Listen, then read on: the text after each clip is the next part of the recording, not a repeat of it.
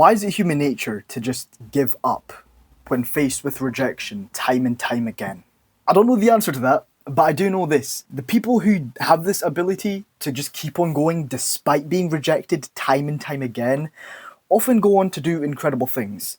And the story I'm about to tell you, probably the most incredible story you'll hear today. So buckle up, listen in, you're in for a treat. This is Purpose. We are on episode 6. In the 1930s, a small service station in the US was owned by a man. Middle-aged, white, he had like brown hair, goatee and stuff. But anyways, his service station would double as a restaurant, and he would often cook things for his travellers. And the main thing he would make his travellers was this special kind of fried chicken, to which only he knew the recipe. It was a hit. This chicken was chicken everyone loved. Customers loved it, everyone loved it, and because of this one thing, business was booming. Life was going well. Everything was going well. Until one day, disaster struck and he was forced to close his restaurant. He lost his customers, became broke, penniless, but despite life hitting him in the nutsack, he wanted people to know about his chicken. And at 65, with barely any money to his name, he decided to hit the road and visit a bunch of restaurants across the US. He offered up his secret chicken recipe, and in exchange, he asked for a small cut of profit that would be made from the chicken sold. Now here's the thing about this man I forgot to tell you. He was no stranger to hardship. Up until now, he had a very hard life, working very hard jobs, very laborious jobs. He expected hardship to be part of the journey, part of the process, but the hardship he was about to endure was unlike any he'd experienced before. The rejection he was about to endure was unlike any rejection he'd experienced previously. He wasn't rejected just once, or twice, or 3 times, or 4 times, or 100 times, or even 200 times. Get this. He was rejected a total of...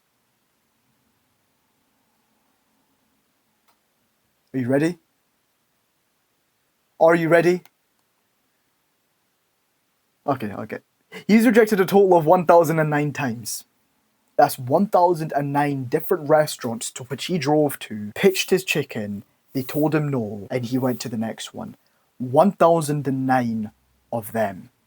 The 1,010th restaurant he went to, one in Salt Lake City, was the one opportunity that he needed. Because very soon after, that restaurant incorporated his chicken. The first restaurant of his was opened. And very soon after, multiple different chains followed. And over the coming years, this fried chicken business would grow and grow. Fast forward 70 years, and KFC is one of the most successful fast food joints across the entire world. KFC is the real deal. It's gone big time. And this story genuinely amazes me. I find it fascinating how there's people out there who can be rejected over and over again and just keep on going because even though the world constantly tells them no, they will still be optimistic about the fact that things are just going to work out. That things are going to work out in their favor and that luck will turn their way. But here's the thing about being optimistic. It's flipping hard. It's really hard. And if you're anything like me and you've tried to do something over and over again without seeing any immediate results, you'll know how it feels.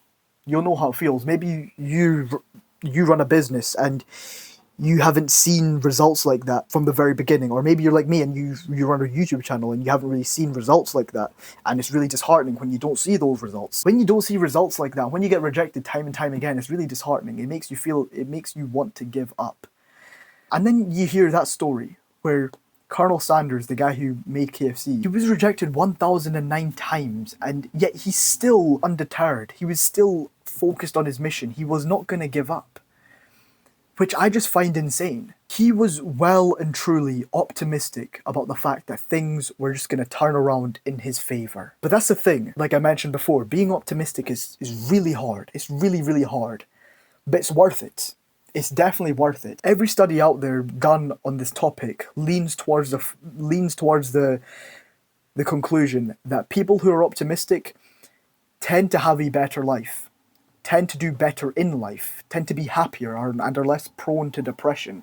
In fact, there's a scientist, his name was Dr. Martin Seligman, and he's really famous for doing these studies on pessimism and optimism. And you want to know what he found? He found that the pessimists were far less resilient than the optimists. For example, if we took like a group of random people and got them doing a bunch of cold calling, and beforehand we got to see whether they were a pessimist or an optimist, the pessimists would often give up way before the optimists.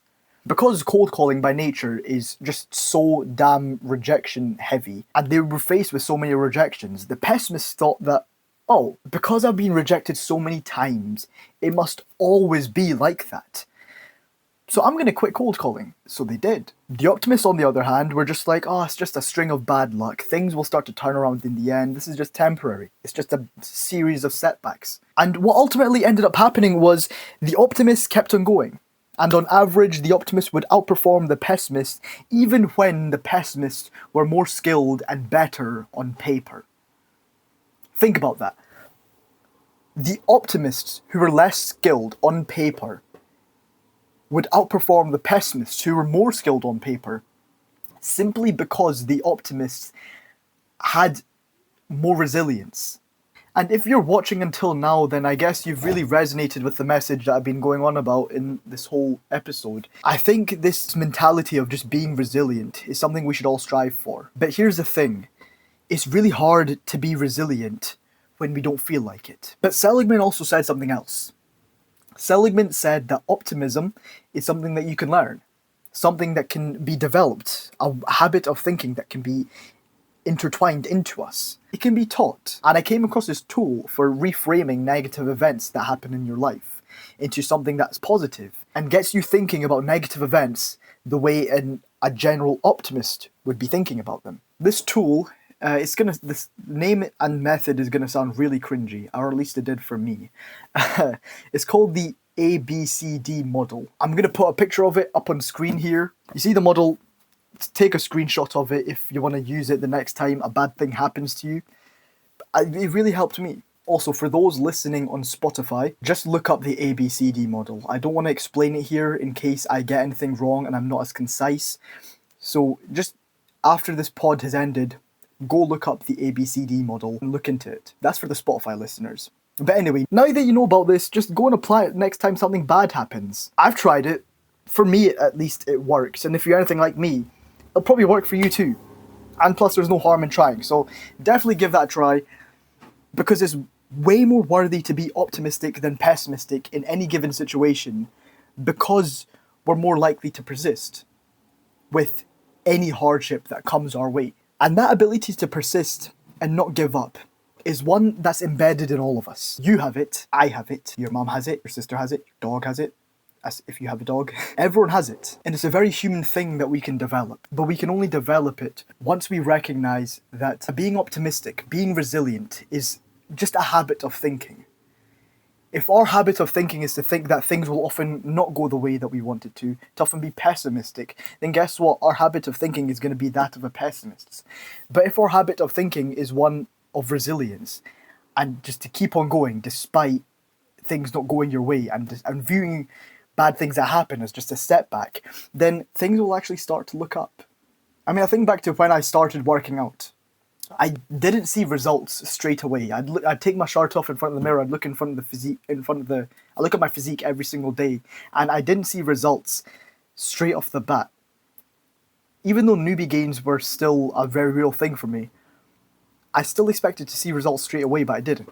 But because I kept on persisting with working out and putting in the reps and the hard work, in the end, fast forward 3 years, and I've actually got a physique that I'm actually very proud of.